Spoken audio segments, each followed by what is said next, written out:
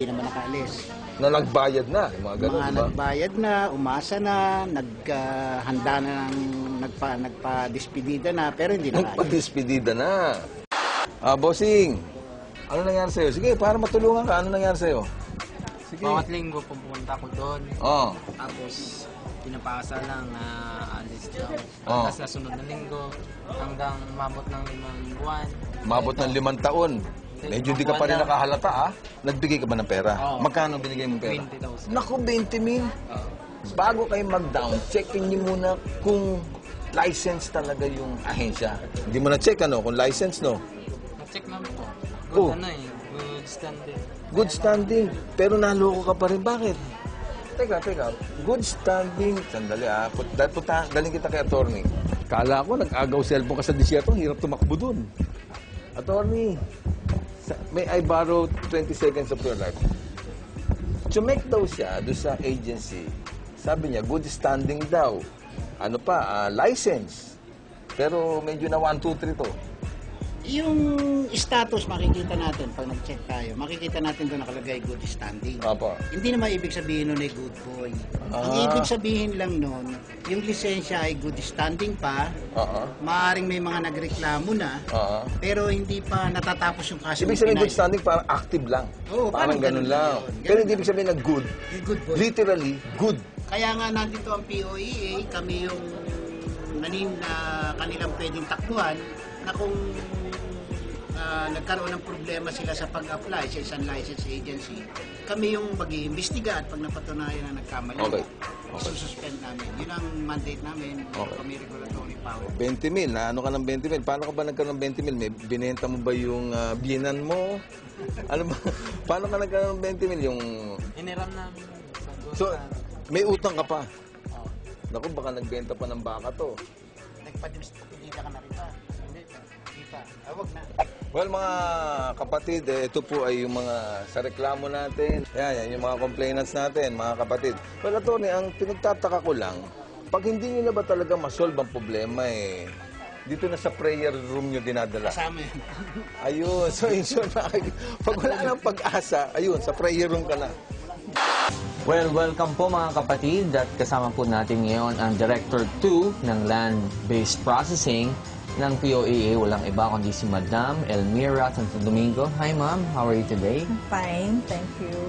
Ay, tigil niyo yung text mo, simula na tayo.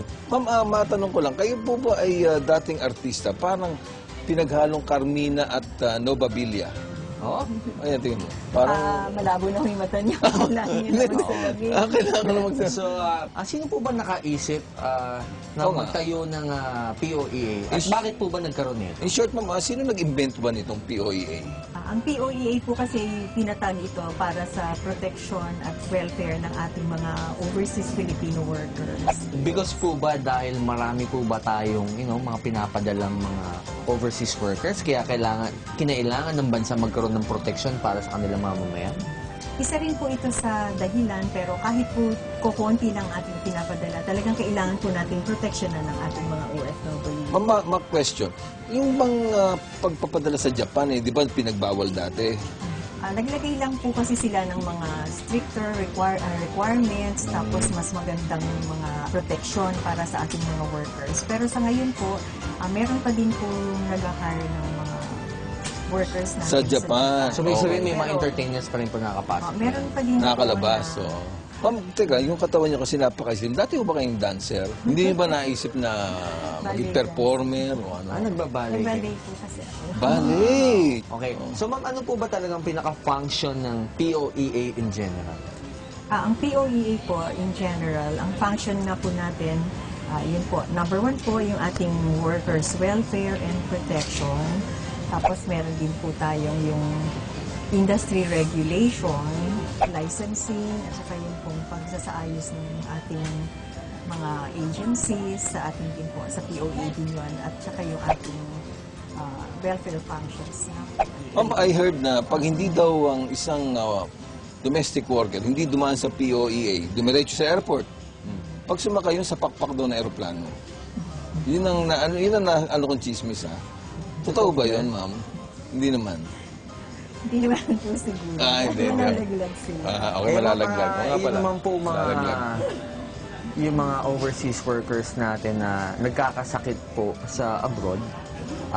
Ano po bang tulong ang ginagawang POEA? Kayo po ba nagpapagamot sa kanila? O pinagdadasal nyo na lang? For every job site po na kadalasan meron po tayong Philippine Overseas Labor Office. Okay. In fact, dati po akong naging assistant labor attaché sa Kuwait. Attaché? At Ano isa yun? po yun sa... Attaché case? Parang labor officer po doon. Attaché. O parang... Tapos, isa po yun sa aming mga functions, pangalagaan ng ating mga OFWs. Kapag po yung may mga ganun, may mga sakit, meron po kaming mga welfare officers din na galing sa OWA at sila po yung nag-aasikaso sa mga may sakit. Thank you very much, Tita. Okay, for Tita, the Mama. time. Nice Salamat story. po. Ayan. Okay, Ma'am. Thank you po. Pare, hindi pala basta-basta tayo pwede mag-concert sa Japan kasi marami na pa tayong prosesong dadaanan. Kala ko nga pare makakatikim na ako ng sashimi ng balyena Meron daw sa Japan nun Well, doon po sa mga kapatid natin na mag-abroad, one thing, siguraduhin niyo po yung papasukan yung agency is legal. Oo. Kasi dyan talaga sumasabit yung mga OFW natin. kawawa. Bago po kayo pumunta ng POEA, siguraduhin niyo pong meron kayong 3 dokumento. Ang inyong passport, ang inyong kontrata doon sa employer, at syempre yung visa doon sa embassy kung saan po kayong bansa pupunta at magtatrabaho, di ba? Correct. Okay. So, ikaw pare, ako medyo natutuwa ako, masaya ako dahil at least meron tayong ahensya na POEA dito sa Pilipinas na talaga naman magpoprotekta sa mga manggagawang Pilipino abroad, di ba? Ako naman, brother, medyo nalulungkot din ako dahil at kailangan pa nila umalis, Sana magawa ng bansa natin na huwag na sila umalis, magkaroon ng maraming trabaho dito, at saka yung sweldo.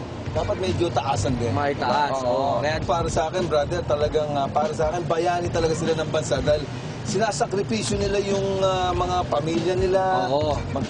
Kaya ako, payo ko lang Doon sa mga naiiwan naman sa Pilipinas, yung mga misis, sana mahalin niyo yung mga perang ipinapadala sa inyo. Tama. Dahil hindi po biro yan na magtrabaho ka sa ibang bansa, kahit na sabi mo medyo nagchichikas sila doon, pero mahirap yun. At sana Mahirap naman, yun, yung mga naiwan ng misis o mister na nandito sa bansa, huwag naman sana sila magchichika so magkakaroon ng ibang mga boyfriend. Oo. At wala yung mga mister Baka nila. maya, pag alis na mister, mag-ano na kayo? Ang tawag dito yung... Party people na kayo. Oo, di ba? May Facebook ballroom na, kayo, ballroom dancing. Oo. Ayan. So paano po mga kaibigan? Sana po may natutunan po kayo dito po sa Totoo TV pagdating po sa POEA. Dahil dito po sa Totoo TV, kahit po kailan, wala pong script.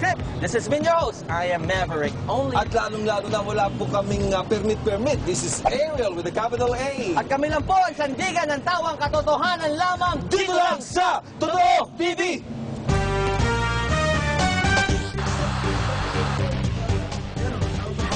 Ha? Photograph? Picture? Favorite picture mo? Ito mo nga. Ganda ba? Okay, sigurado bang ikaw to? Oo nga, no?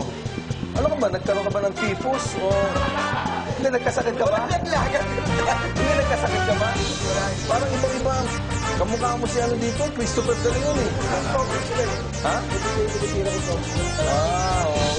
Pero hindi ha? Ano to? Sigurado ka? Autograph? Try mo na ngayon yan. Autograph mo na. Oh, Mario. Love you. Moi. Ariel. Parang text na yun. Ayan ha, may moi ha. Okay. Alam mo, love ko yung mga nag-appreciate sa akin. Pare, salamat ha. Pero grabe ikaw yan ha. Oo. Okay. Pero parang text ang tinira mo ha. Sige, thank you. Pare, pagaling ka ha. Okay.